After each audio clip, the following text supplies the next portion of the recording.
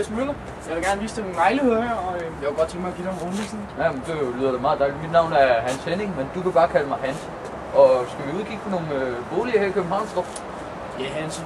Velkommen til København.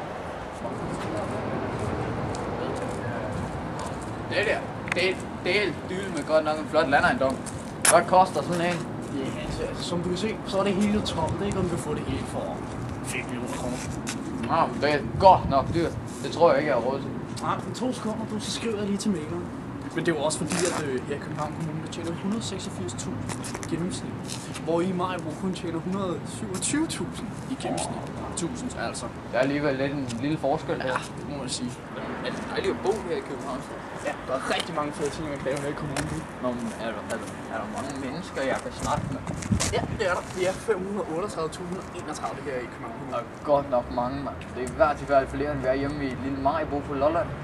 Hvad satan er det Grete? Grete! Hej Hansi! Når der nu bor så mange mennesker her i København, er der så også nogle kloge nogen indimellem? Ja, Hansi, det er der. Altså i 2009, der blev der gennemført 10.866 gymnasiale uddannelser. Det er 3.652 mere, end I gjorde i Syddanmark.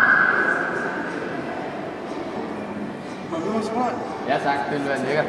Skål. Mange tak.